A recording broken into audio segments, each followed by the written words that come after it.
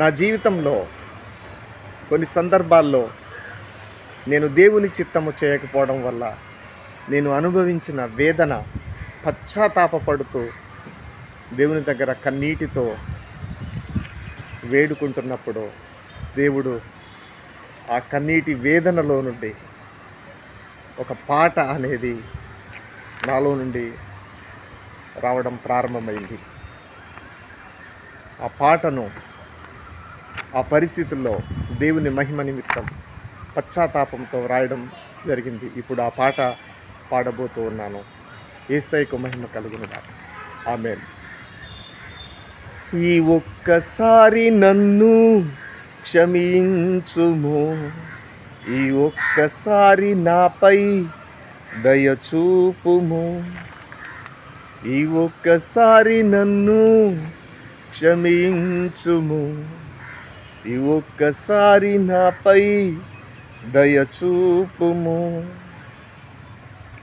ఇంకెప్పుడు చేయను ఈ పాపము, ఇంకెప్పుడు చేయను ఈ దోషము, ఇంకెప్పుడు చేయను ఈ పాపము, ఇంకెప్పుడు చేయను ఈ దోషము. యేసయ్యా, నా యేసయ్యా, క్షమించుమా, దయచూపుమా. యేసయ్యా, నా యేసయ్యా, కరుణించుమా, బ్రతికించుమా. ఈ ఒక్కసారి నన్ను క్షమించుము, ఈ ఒక్కసారి నాపై దయచూపుము. బుద్ధి లేని వాడనై పాడైపోతిని, పనికిరాని పాత్రనై తిరుగుచుంటిని.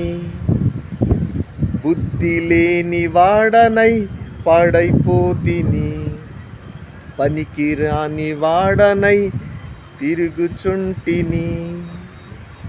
కోల్పోతిని నీ సన్నిధిని, బ్రతికించుమా, నన్ను ఆదరించుమా. కోల్పోతిని నీ సన్నిధిని, బ్రతికించుమా, నన్ను ఆదరించుమా. నన్ను నేను నీకు సజీవ యాగముగా, అర్పణగా సమర్పించుకొనుచున్నాను. నన్ను నేను నీకు సజీవ యాగముగా, అర్పణగా సమర్పించుకొనుచున్నాను.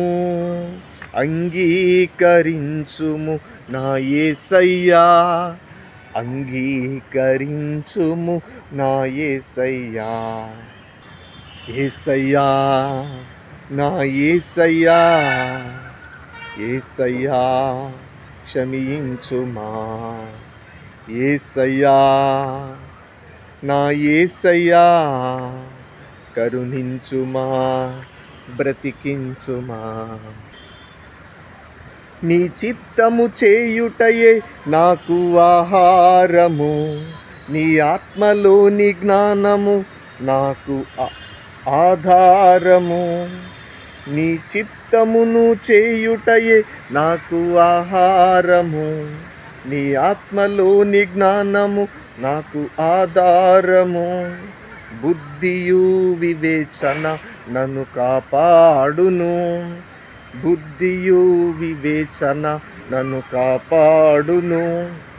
బ్రతుకంతా నీ కొరకే జీవిస్తాను, బ్రతుకంతా నీ కొరకే జీవిస్తాను. నన్ను నేను నీకు సజీవయాగముగా, అర్పణగా సమర్పించుకొనుచున్నాను. యేసయ్యా, నన్ను నేను నీకు సజీవయాగముగా, ఒక అర్పణగా సమర్పించుకొనుచున్నాను. అంగీకరించుమా నా యేసయ్యా, అంగీకరించుమా నా యేసయ్యా. ఈ ఒక్కసారి నన్ను క్షమించుము, ఈ ఒక్కసారి నాపై దయచూపుము. ఇంకెప్పుడు చేయను ఈ పాపము, ఇంకెప్పుడు చేయను ఈ దోషము. యేసయ్యా, నా యేసయ్యా, యేసయ్యా, నా యేసయ్యా. మన జీవితంలో దేవునికి చిత్తమునకు వ్యతిరేకముగా మనం చేసినప్పుడు దానివల్ల వచ్చే భయంకరమైనటువంటి పరిస్థితులు, ఎంతో వేదనలో నుండి మనం పశ్చాత్తాప హృదయంతో దేవుని సన్నిధిలో మనం చేరి క్షమించమని అడిగినప్పుడు